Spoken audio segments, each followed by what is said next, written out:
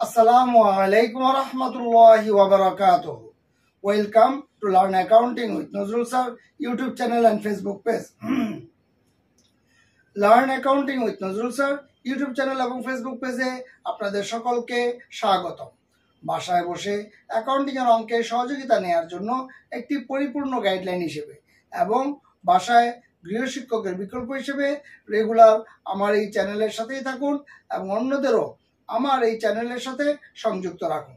আপনি যদি আমার এই চ্যানেলে নতুন হয়ে থাকেন তাহলে প্লিজ আমার এই চ্যানেলটিকে সাবস্ক্রাইব করুন, পাশে থাকা বেল আইকনটিতে ক্লিক করে রাখুন, তাহলে নতুন নতুন অঙ্কের সমাধান সাথে সাথে পেয়ে যাবেন। আর আপনারা যারা ইতিমধ্যে আমার এই চ্যানেলটিকে সাবস্ক্রাইব করেছেন, আমার ভিডিওগুলো দেখছেন, আমার ভিডিওগুলোতে লাইক করেছেন, কমেন্টস করেছেন, শেয়ার করেছেন, তাদের সকলকে জানাই আন্তরিক শুভেচ্ছা ও অভিনন্দন।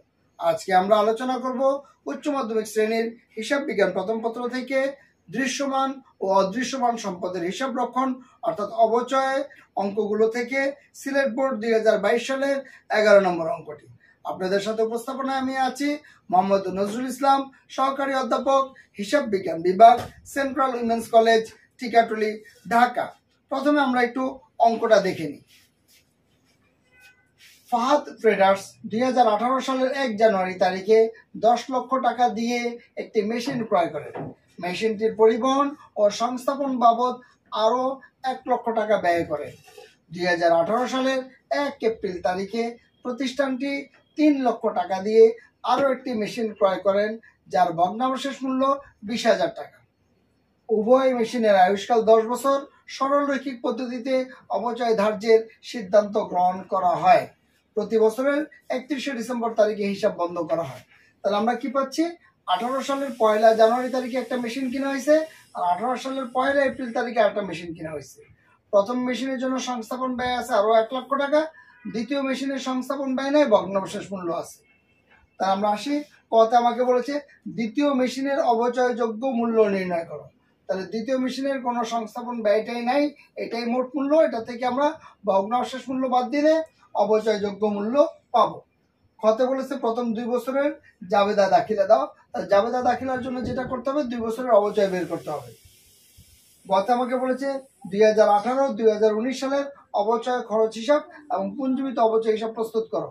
অর্থাৎ এই খতিয়ান দুটাও করার জন্য আমাকে ওই যে অবচয়টা বের করেই নিতে হবে। অর্থাৎ আমরা অবচয় ক বের করে খ করার আগেই আমাকে অবচয় বের করে নিতে হবে। তাহলে আমরা আসি প্রথমে কতে বলছে যে দ্বিতীয় মেশিনের অবচয়যোগ্য মূল্য। দ্বিতীয় মেশিনটা আমি কিনেছিলাম 2018 সালের 1 এপ্রিল তারিখে প্রতিষ্ঠানটি 3 লক্ষ টাকা দিয়ে আরো একটি মেশিন ক্রয় করে, যার ভগ্নাবশেষ মূল্য 20,000 টাকা। তাহলে মেশিনের ক্রয় মূল্য 3 লক্ষ টাকা, এটাই মেশিনের মোট মূল্য। এখান থেকে ভগ্নাবশেষ মূল্য বাদ দিব 20,000 টাকা। তাহলে দ্বিতীয় মেশিনের অবচয়যোগ্য মূল্য বের হয়ে গেল 2,80,000 টাকা। অর্থাৎ এই 3 লক্ষ টাকা ক্রয় মূল্য যেটা, এখান থেকে ভগ্নাবশেষ মূল্য বাদ দিলে আমি যেটা পাবো সেটা হচ্ছে আমার অবচয়যোগ্য মূল্য। এরপর আমরা আসি প্রথম 2 বছরের জাবেদা দাখিলা দেখাইতে বলছে। খতে জাবেদা দাখিলার জন্য আমার যেটা লাগবে সেটা হচ্ছে আমার অবচয় বের করা। তো 2018 সালে প্রথম যে মেশিনটা কিনেছিলাম সেটা ছিল 11 লক্ষ টাকা। 10 লক্ষ টাকা দিয়ে কিনেছি, 1 লক্ষ টাকা আমার লেগেছে পরিবহন ও সংস্থাপন, তাহলে 11 লক্ষ টাকা। এই 11 লক্ষকে আমি যদি 10 দিয়ে ভাগ করি, অর্থাৎ যেহেতু আমার সরল রৈখিক পদ্ধতিতে অবচয় বের করতে বলছে, 10 দিয়ে ভাগ করলে আমার বের হয়ে যাবে 1,10,000 টাকা বার্ষিক অবচয়। দ্বিতীয় মেশিনটি কিনেছি 3 লক্ষ টাকা দিয়ে। এটার আবার আছে কি বলে, এটার ভগ্নাবশেষ মূল্য আছে। তাহলে 3 লক্ষ টাকা থেকে ভগ্নাবশেষ মূল্য বাদ দিব, 10 দিয়ে ভাগ করব। আচ্ছা, এই অবচয়যোগ্য মূল্য অর্থাৎ এটা থেকে এটা বাদ দিলে আমার বের হবে অবচয়যোগ্য মূল্য। এইটাকে আমি যখন নাকি 10 দিয়ে ভাগ করব, আমার বের হবে বার্ষিক অবচয়, 1 বছর অবচয়।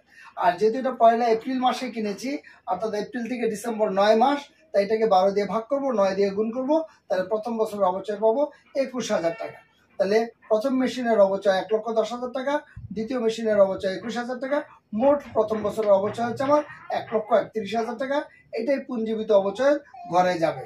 অর্থাৎ এখানে অবচয় সারণী চাই নেই, তাই আমরা সংক্ষিপ্তভাবে 1, 2, 3, 4, 5টা ঘর দিয়ে আমরা কাজটা করে ফেলছি। আমার পুঞ্জীবিত অবচয়টা লাগবে, যেহেতু পুঞ্জীবিত অবচয়ের খতিয়ান করতে বলছে, এটা আমার প্রয়োজন হয়ে পড়বে আর কি। এটা কিন্তু 2018 সালের অবচয় বের করলাম। 19 সালে এসে আমরা দেখি 19 সালে কি হবে, শুধু এই অংশটা বাদ যাবে। 19 সালে শুধু এই অংশটা বাদ যাবে, এছাড়া বাকি সবই ঠিক থাকবে। তাহলে আমরা আসি 2019 সালে আমার প্রথম মেশিনটা ছিল 11 লক্ষ টাকা, এটাকে আমরা 10 দিয়ে ভাগ করলাম, বের হয়ে গেল 1,10,000 টাকা। দ্বিতীয় মেশিন ছিল আমার 3 লক্ষ টাকা, 3 লক্ষ টাকা থেকে আমরা ভগ্নাবশেষ মূল্য 20,000 টাকা বাদ দিয়ে 10 দিয়ে ভাগ করব, আমার বের হয়ে যাবে 28,000 টাকা। অর্থাৎ এই জিনিসটা একই থাকবে, শুধু এই যে 9 মাসের পড়েছিলাম এখানে 12 মাসেরই হবে। অর্থাৎ 12 মাসের হলে কিছু করা লাগে না, ডাইরেক্ট 12 মাস বের হয়ে যাবে। এটাকে 9 মাস করার জন্য 12 দিয়ে ভাগ 9 দিয়ে গুণ করে 9 মাস করে নিয়েছিলাম। তাহলে আমরা 19 সালে এসে আমার 1 বছরের 2 মেশিনের অবচয় পাচ্ছি 1,38,000 টাকা। তার আগের বছর ছিল 1,31,000 টাকা। 1,31,000 আর 1,38,000 যোগ করলে 2,69,000 টাকা হচ্ছে আমার পুঞ্জীবিত অবচয়ের ব্যালেন্স। এই হচ্ছে আমার অবচয়। তাহলে আমরা প্রথম বছর পেলাম 1,31,000 টাকা অবচয়, দ্বিতীয় বছর পেলাম 1,38,000 টাকা অবচয়। এখন আমরা অবচয়ের জাবেদা দিই, তাহলে প্রথম বছর আমার জাবেদা হয়ে যাবে 4টি, অর্থাৎ মেশিন ক্রয়ের জাবেদা 2টি আর অবচয়ের জাবেদা 2টি। 2018 জানুয়ারি 1 তারিখে মেশিন হিসাব ডেবিট নগদান ক্রেডিট 11 লক্ষ টাকা, 11 লক্ষ টাকা। এটা হচ্ছে প্রথম মেশিনটা ক্রয় করছি তার জাবেদা। মেশিন ক্রয় করলে মেশিন হিসাব ডেবিট হয়, নগদান ক্রেডিট হয়। আপনারা যদি এখানে ব্যাংক হিসাব ক্রেডিট করেন তাতেও সমস্যা নেই, আমরা মূলত মেশিন হিসাব ডেবিট করব, নগদান ক্রেডিট করব। আবার দ্বিতীয় মেশিনটি কিনেছি এপ্রিলের 1 তারিখে, মেশিন হিসাব ডেবিট নগদান হিসাব ক্রেডিট একই জাবেদা। মেশিন কিনেছি, মেশিন ডেবিট নগদান ক্রেডিট 3 লক্ষ টাকা, 3 লক্ষ টাকা। এরপর আমরা আসি ডিসেম্বর 31 তারিখে আমরা অবচয়ের জাবেদা দিব। তার অবচয় খরচ হিসাব ডেবিট, পুঞ্জীবিত অবচয় মেশিন ক্রেডিট। প্রথম বছর আমার অবচয় বেরোইছে 1,31,000 টাকা, 1,31,000 টাকা। আমরা জানি যে অবচয়টা বের করার পরে এটাকে আবার বন্ধ করে দিতে হয়। বন্ধ করার জন্য অবচয় এখানে খরচকে ডেবিট করেছি, এখানে খরচটাকে ক্রেডিট করে দিব আর আয় সারাংশকে ডেবিট করব। ডিসেম্বর 31 তারিখে আয় সারাংশ হিসাব ডেবিট, অবচয় খরচ হিসাব ক্রেডিট 1,31,000 টাকা, 1,31,000 টাকা। অর্থাৎ অবচয় জাবেদার 2টি, একটা হচ্ছে অবচয় ধার্য করবো, একটা হচ্ছে অবচয় বন্ধ করবো। অবচয় ধার্য করার সময় অবচয় ডেবিট হবে, অবচয় বন্ধ করার সময় অবচয়টাকে আমরা ক্রেডিট করব। এইভাবে আমরা অবচয়টাকে ধার্য করবো আর অবচয়টাকে বন্ধ করব। এটা গেল আমার 2018। 2019 সালে আমার শুধু অবচয়ের 2টা জাবেদা হবে ডিসেম্বর মাসে। তা 2019 ডিসেম্বর 31 আবার অবচয়ের 2টা জাবেদা একই রকম। অবচয় খরচ হিসাব ডেবিট, পুঞ্জীবিত অবচয় মেশিন হিসাব ক্রেডিট 1,38,000 টাকা, 1,38,000 টাকা। দ্বিতীয় জাবেদাটা এই অবচয়টাকে বন্ধ করার জন্য আয় সারাংশ হিসাব ডেবিট, অবচয় খরচ হিসাব ক্রেডিট 1,38,000 টাকা, 1,38,000 টাকা। অর্থাৎ নর্মালি আমার অবচয়ের জাবেদা 4টা 5টা হয়, মানে 1 বছরের জন্য দিলে 3টা বা 2 বছরের জন্য দিলে 5টা হয়।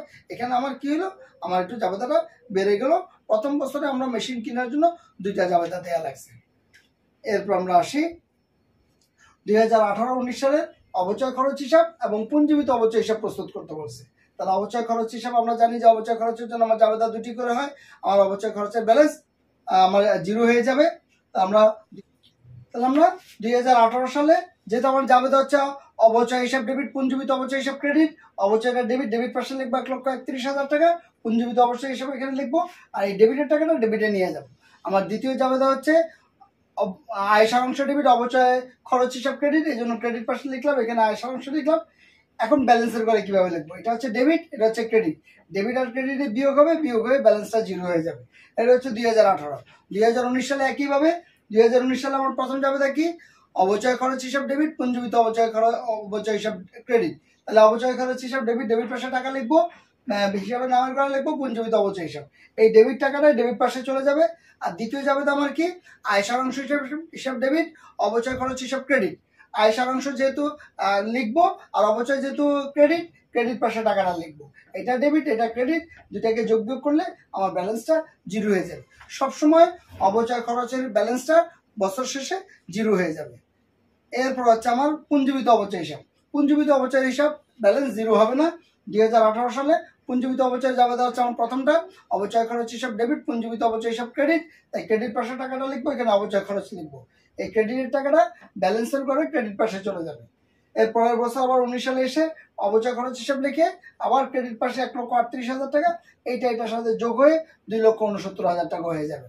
অর্থাৎ আমরা যে খতিয়ান করেছি, মানে একটা গণনা করেছিলাম, গণনার মধ্যে আমরা দেখবো যে পুঞ্জীবিত অবচয় প্রথম করে 1,31,000 টাকা, দ্বিতীয় করে 2,69,000 টাকা আছে।